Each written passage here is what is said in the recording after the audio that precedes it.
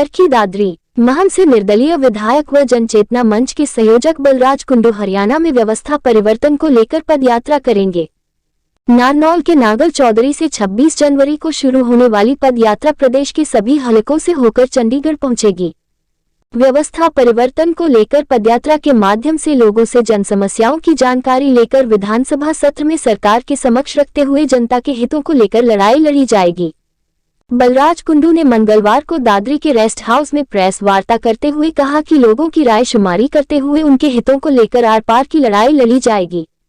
इसी मकसद से वे 26 जनवरी से अपनी पद यात्रा शुरू कर रहे हैं। व्यवस्था परिवर्तन के लिए होने वाली इस पदयात्रा द्वारा प्रत्येक विधानसभा में पहुंचेंगे। इस दौरान आगामी विधानसभा के चुनावों को लेकर खाका तैयार किया जाएगा। कहा कि व्यवस्था परिवर्तन चाहने वाले लोग उनके कामरवा से जुड़कर हरियाणा में बड़ा परिवर्तन होगा। कहा कि पद यात्रा नारनौल के नागल चौधरी से शुरू होगी और कामरवा जुड़ता जाएगा तो सरकार को हरियाणा के लोग जगाने का काम करेंगे। उनकी सोच हरियाणा की जनता को नया विकल्प देने की है और इसी मुहिम में जनता की राय से आगामी रणनीति तैयार करेंगे। साथ ही कहा कि राजनीति में कुछ भी संभव है। फिलहाल वे पदयात्रा के माध्यम से व्यवस्था परिवर्तन को लेकर मैदान में उतरेंगे। नमस्कार सभी साथियों को मेरी राम राम। सबसे पहले तो आप सभी पत्रकार छायाकार सभी बंधुओं का मैं धन्यवाद करता हूं कि आप सब मेरे एक बुलावे पर यहाँ आए। आज मैं आपके बीच में जो मेरी जन जागृति यात्रा लेकर मैं नांगल चौधरी से 26 तारीख से निकल रहा हूँ। पूरे प्रदेश के पैदल यात्रा चंडीगढ़ पहुँचूँगा और पूरे प्रदेश की व्यवस्था और जिस प्रकार से पूरे प्रदेश में आज लोग त्रास्त और निराश हैं, उनकी आवाज़ को मैं चंडीगढ़ पहुँचाने का काम करूँगा। और मेरी इस जन जागृति यात्रा के माध्यम से आज समाज के हर वर्ग, सबसे पहले प्रमुखता से आज प्रदेश बेरोजगारी में नंबर 1 पे हो गया है। आज प्रदेश का युवा अपने भविष्य को लेकर ऐसी परिस्थितियों के दौर से गुजर रहा है कि उसको अपना भविष्य अंधकार में लगने लगा है। आज सीईटी के क्वालिफाइंग के लिए भी उसको सड़कों पे आंदोलन करना पड़ रहा है। स्टेट के लिए उसको जो ना आंदोलन करना पड़ रहा है। पुलिस की भर्ती में ज्वाइनिंग के लिए उसको आंदोलन करना पड़ रहा है। आईटी इंस्ट्रक्टर की ज्वाइनिंग के लिए उसको आज सारी प्रक्रिया होने के बाद जो अभी तक ज्वाइनिंग नहीं, उसके लिए आज उसको आंदोलन करना पड़ रहा है। आज प्रदेश का कर्मचारी अपनी ओपीएस स्कीम को लागू करवाने के लिए त्रासद आंदोलन कर रहा है। आज पूरे प्रदेश के सरपंच जो भी नए नए चुनकर आए हैं, अपने हक के लिए और अपने अधिकार के लिए आज सड़कों पर आंदोलन कर रहे हैं। आज प्रदेश का किसान अपने गन्ने की रेट बढ़वाने के लिए, एमएसपी लागू करवाने के लिए सड़कों पर बैठा है। आज प्रदेश का कर्मचारी, प्रदेश के टीचर्स, हर वर्ग, जिस भी वर्ग को देखो, आज बुजुर्गों में रोष है, वो उसमें है, उनकी पेंशन काट दी गई है। आज गरीब इस बात के त्रास निराश और उसमें रोष में बैठा है कि उसके जो ना पीले कार्ड काट दिए गए हैं। ये फैमिली आईडी के नाम, इनकम के नाम पर कितना बड़ा धोखा, एक खिलवाड़ गरीब के साथ किया जा रहा है। चिराग योजना के तहत सरकारी स्कूलों में जिसमें गरीब का बच्चा पढ़ता है, उसको बंद करने का कार्यक्रम सरकार ने किया है। इन सभी और सबसे बड़ी विडंबना इस बात से है, लोगों में रोष इस बात का है, जिस प्रतिनिधि को चुनकर वो विधानसभा में अपनी आवाज बुलंद करने के लिए भेजते हैं, आज वो सभी मौनीमावा होकर बैठे हुए हैं, क्योंकि उनको अपने नेताओं को खुश रखना है, उनको अपनी पार्टी के आकाओं को खुश रखना है, इस बात की चिंता है। तो इन सब विषयों को लेकर आज हर वर्ग, आज प्रदेश का हर वर्ग पीड़ित हुआ है। सरकार हमारे को आपस में तो जातिवाद के नाम पर, किसी और चीज के नाम पर हमारे बंटवारा कर, जो अंग्रेजों की पॉलिसी थी डिवाइड एंड रूल, उस पे आज सरकार जो है ना काम कर रही है। पूरे समाज में आज दरार डालकर जो है ना भाईचारा खराब कर दिया है। मैं आज प्रदेश में ये जन जागृति यात्रा उसी उद्देश्य को लेकर निकाल रहा हूँ कि मुझे इनकी आवाज़ जो युवा की है, खिलाड़ी 3% कोटा, हरियाणा प्रदेश का खिलाड़ी तो इस पूरे हिंदुस्तान का नाम रोशन करता है, वर्ल्ड लेवल पे मेडल लाकर जो ना हिंदुस्तान का नाम रोशन कर, आज उसके साथ कितना बड़ा खिलवाड़ कर दिया गया है, उसका खेल कोटा ही खत्म कर दिया गया। तो इस सरकार की जितनी दमनकारी नीतियां हैं, प्रदेश के लोगों को प्रताड़ित करने वाली नीतियां हैं, उन सब को लेकर, उन सब को के लिए प्रदेश के लोगों को, प्रदेश के युवा को, प्रदेश के कर्मचारी को, प्रदेश के किसान को, गरीब गुरबे को, सबको जगाने के लिए, जागो, इस व्यवस्था परिवर्तन के लिए हमें उठना होगा, आपके हक के लिए हमें उठना होगा। मैं ये नेता भाषण देते हैं कि आपके लिए सड़क से लेकर विधानसभा लड़े, मैं धरातल पे काम करके सड़क से लेकर विधानसभा तक इन आवाज को बुलंद करके इस अंधी बहरी सरकार को जगाने के लिए यात्रा निकाल रहा हूँ। काफी समय पहले आपने कहा था कि तीसरा मोर्चा कहीं ना कहीं खड़ा किया जाएगा, तो क्या उसकी शुरुआत कहीं इस यात्रा से तो नहीं हो रही है? बहुत अच्छा सवाल आपने किया है। मेरा उद्देश्य, जब तक ये व्यवस्था परिवर्तन तब तक नहीं होगी जब तक गरीब किसान के घर में, छोटे कर्मचारी के घर से, छोटे गरीब के घर से, एक धरातल में जिसको समस्या उसके घर में जन्मा पैदा हुआ डायनेमिक पढ़ा लिखा युवा और जवान, जब तक बुद्धिजीवी, जब तक विधानसभा में नहीं बैठेगा, जब तक ये प्रथा नेता और पार्टी को गुलाम और उनके चाटुकार जो ये विधानसभा में जाते हैं, जो टिकट देते हैं ये नेता और पार्टी, जब तक ये बदलाव नहीं होगा। मैं ये चाहता हूं कि जिस प्रकार के महम के लोगों ने एक ईमानदार, ऑनेस्ट, ताकतवर और उनके हक की लड़ने वाला एक लड़ाका महम की बहादुर जनता ने मेरे को भेजा है, मुझे ऐसे जो है ना, मेरी ये सोच है, जब तक 40-50 इस टाइप के जो है ना जनता के, प्रदेश के हल्के के लोगों के ऐसे वकील और उनके प्रतिनिधि लोकसभा और विधानसभा में नहीं पहुंचेंगे, जब तक ये सब परिवर्तन नहीं होगा। का पूर्ण आशीर्वाद है, लेकिन मेरा यही दौर है, मैं वही पूछने के लिए, मैं उन लोगों से यही कहने जा रहा हूं कि आप पूरे हल्के से 10-12 ऐसे युवाओं, डायनेमिक बुद्धिजीवियों को मेरे को दो, मैं अपनी विचारधारा उनके अंदर डालकर उनमें से एक बलराज कुंडू पैदा करके उनको देने का काम करूंगा।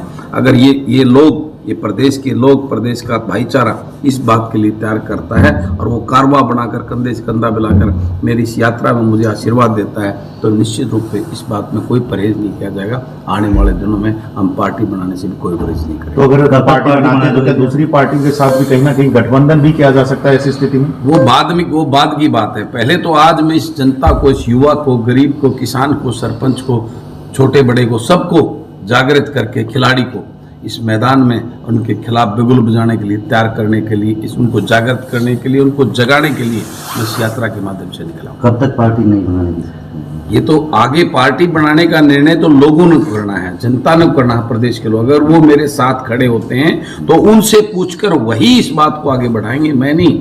मेरी अगर पार्टी बनेगी तो वो लोगों को, उसको लोग चलाएंगे, किसको टिकट देने उसका फैसला वही लोग करेंगे, बलराज कुंडू जी करेंगे। ये बाद का विषय, आज का विषय नहीं।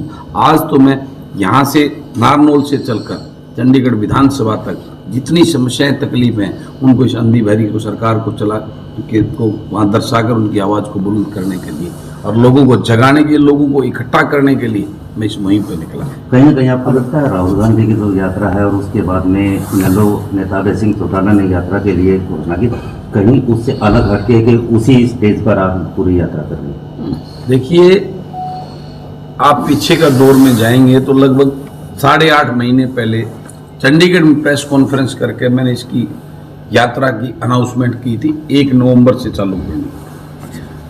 लेकिन 1 नवंबर पर कई तरह में व्यस्तता होने की वजह से मैंने दोबारा पीसी करके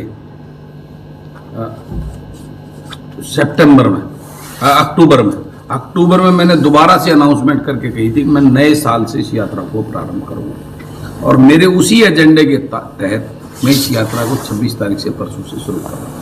अगर ज्यादा समर्थन नहीं मिलता है तो दूसरी पार्टियों का साथ, जैसे कोई उसको ज्वाइन करने की भी कहीं बात सामने आ सकती है?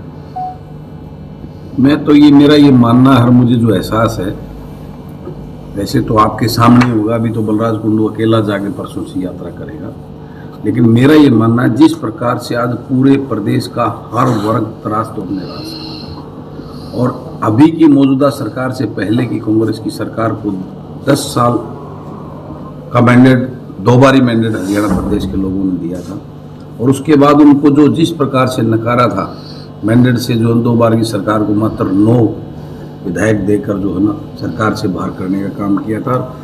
भाजपा सरकार को बड़ी उम्मीद के साथ में, क्योंकि भाजपा तो हरियाणा में थी नहीं, 2-3 विधायक थे, भाजपा की सरकार बनाने का काम, फुल मेजोरिटी के साथ सरकार बनाने का काम किया था। लेकिन दूसरी बार मनोहर 2 चल रहा है, लगभग 8.5 साल, 8.25 साल हो गए हैं, 1.5 साल के करीब और बचा हुआ है। इसमें इन्होंने जो है ना उनसे भी कई गुना ज़्यादा बदतर करने का, हालात को जो है ना बिल्कुल त्राही करने का काम किया, हर वर्ग को प्रताड़ित करने का काम किया सरकार की नीतियों ने। तो आज प्रदेश की जनता पूर्ण रूप से मन बना चुकी है, लेकिन आज एक विडंबना है प्रदेश के लोगों के पास, वो पहले वालों को भी देख चुके हैं। अब उनको एक विकल्प और एक नई दिशा की तरफ उनका इंतजार है, और निश्चित रूप से मेरा ये मानना है, आप देखेंगे बलराज कुंडू अकेला चलेगा, लेकिन एक बहुत बड़ा कारवां बनकर प्रदेश के लोग उनको आशीर्वाद मुझे देंगे और मेरा साथ इस व्यवस्था परिवर्तन की लड़ाई में मेरे साथ देंगे। क्योंकि सत्ता परिवर्तन हर 5 साल बाद होता है, लेकिन सत्ता परिवर्तन होती है वो लूट, भ्रष्टाचार, जो इनकी जो प्रदेश की हालात, प्रदेश की हालत बद से बदतर करने के जो हालत हैं, वो उसमें कोई बदलाव नहीं आया। इस बात को लोग अच्छी तरह समझ और जान चुके हैं। उसी परंपरा को लेकर अब लोग जो है कुछ नई करना चाहते हैं। लोगों के मन में, युवाओं के मन में, कर्मचारी के मन में कुछ अलग है कि अलग करके इस प्रदेश का विकास किस प्रकार से हो सके, प्रदेश का युवा उसका भविष्य सुनिश्चित कैसे हो सके, प्रदेश के खिलाड़ी का भविष्य सुनिश्चित कैसे हो सके, गरीब मजदूर बुजुर्ग का जो आगे भविष्य कैसे सुनिश्चित हो सके, इसकी चिंता सभी को। आप बलराज कुंडू आगामी विधानसभा चुनाव अपनी नई पार्टी से लड़ेंगे? मैंने बताया ना, ये तो अभी इस यात्रा के बाद लोगों के बीच में जाकर लोगों के द्वारा ही जो है ना इसका निर्णय लिया जाएगा मुझे क्या करना है। वो जो आदेश, जो आशीर्वाद जो उनकी तरफ से मिलेगा वही कार्रवाई में आगे करूँगा। हर राजनीति के अंदर हर चीज संभव होती है, किसी चीज से नकारा नहीं जा सकता। ये मैं आपको सभी सीटों पर चुनाव, वो तो वक्त बताएगा ना, वो वक्त बताएगा। अगर लोग मेरे साथ खड़े तो निश्चित रूप से इसमें कोई मनाही नहीं है ये सब करने के लिए। आम आदमी पार्टी भी जैसे उभरती हुई पार्टी, नया विकल्प लोगों को दिखाई दे रहा है, तो उसको लेकर के क्या कहेंगे? आम आदमी पार्टी थोड़े दिन के लिए हरियाणा के अंदर उनका आया था, लेकिन अब आप देख चुके हैं वो गुबार, वो एक उफान था, वो खत्म हो चुका है। आम आदमी पार्टी की बहुत सारी करनी और कथनी में बहुत फर्क है। वो सपने ज़्यादा बेचते हैं, धरातल पे कम है। और हरियाणा का वो बेटा जिसको अपने आप को कहता है, वो तो एक छोटा सा प्लॉट बचा हुआ था, उसको भी बेच के चला गया। इसलिए वो मेरे ख्याल हरियाणा के अंदर वो सब चलने वाला नहीं है। दिल्ली की परिस्थिति अलग है। दिल्ली तो अपने आप में वहाँ खुद रेवेन्यू जनरेट इतना होता है, यहाँ तो ऐसा कुछ नहीं है। यहाँ तो इस प्रदेश को बहुत सोच समझ के और हकीकत की चीज़ों से जो है ना चलाया जाएगा। सपनों से हरियाणा नहीं चलेगा, सपनों से हरियाणा का विकास नहीं हो सकता। यहाँ पर कुछ करने से ही हरियाणा चलेगा, उस वही काम करना होगा। खिलाड़ी धरने में बैठे थे दिल्ली जंतर मंतर में, उसके बारे में क्या कुछ कहेंगे आप? मैंने बताया ना, ये तो हर वर्ग खिलाड़ी हमारे देश की शान है, विशेषकर हमारे हरियाणा प्रदेश की। हरियाणा जो वर्ल्ड लेवल पर, जो है इंटरनेशनल लेवल पर जितने मेडल आते हैं, 70% से ज़्यादा हमारे हरियाणा प्रदेश के युवा खिलाड़ी उसको लेने का काम करते हैं। लेकिन जिस प्रकार से हरियाणा सरकार की पॉलिसीज है, उन्होंने खिलाड़ियों को बर्बाद कर दिया। उस खेलों से बिल्कुल उनको दूर हटाने की सारी प्लानिंग है, सारा खेल कोटा कर दिया। और उस जिस प्रकार से पिछले दिनों अब ये दिल्ली के अंदर हमारी जो बहनें बेटियां हैं, उन्होंने इंटरनेशनल लेवल पर मेडल लाकर इस देश का नाम रोशन किया था, उनका किस प्रकार से शोषण किया जा रहा है और उसके लिए उन्होंने आवाज़, मैं उनके साथ हूँ। और ये इस सरकार की करनी और कथनी का फर्क साफ नजर आता है। खेल मंत्री संदीप सिंह पे आप क्या कहेंगे? खेल मंत्री संदीप, इससे बड़ा दुर्भाग्य क्या हो सकता है कि प्रदेश का खेल मंत्री हमारी बेटियों को इस गलत नज़र से देखकर उनके चरित्र हनन करने की कोशिशें कर रहा है। इससे बड़ा दुर्भाग्य कुछ नहीं हो सकता। ये सरकार जो है ना ऐसे लोगों की सरकार है। इस बात का पूर्ण रूप से लोगों की समझ में ये बातें आ गई हैं। इसका जवाब आने वाले समय में ये लोग तैयार बैठे हैं इनको देने के लिए। तब तक तो बजट सत्र में भी सरपंचों का पूर्ण मुद्दा। अब की बार तो मुद्दा ये है, खाली ये 20 लाख की वो नहीं, इनको वो 29 जो ताकतें, जो पावर्स जो एज पर पंचायती लॉ बनती हैं, वो सारी ताकतें जो है ना सरकार को इनको देनी है।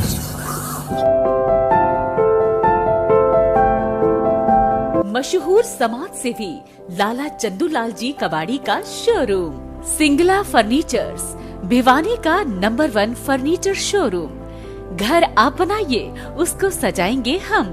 सिंगला फर्नीचर्स की एक्सक्लूसिव रेंज के साथ, जैसे sofa set, dining table, double bed, show pieces. इसके अलावा आपको यहाँ मिलेंगे फैंसी मंदिर, अलमारी, सोफा कम बेड, झूले, ऑफिस कुर्सी व टेबल। दिल्ली व गुड़गांव से मिलने वाला फर्नीचर अब आपके शहर भिवानी में सिंगला फर्नीचर्स पर मिलेगा, वो भी बेहतरीन रेंज व उत्तम क्वालिटी के साथ। हमारे यहाँ फर्नीचर्स आइटम खुद के कुशल कारीगरों द्वारा तैयार किए जाते हैं। तो सजाइए अपने सपनों का घर सिंगला फर्नीचर्स के साथ। खुद का भरोसा व बाजार से सस्ता। सिंगला फर्नीचर्स, 49 न्यू काठ मंडी, लोहारू रोड, भिवानी।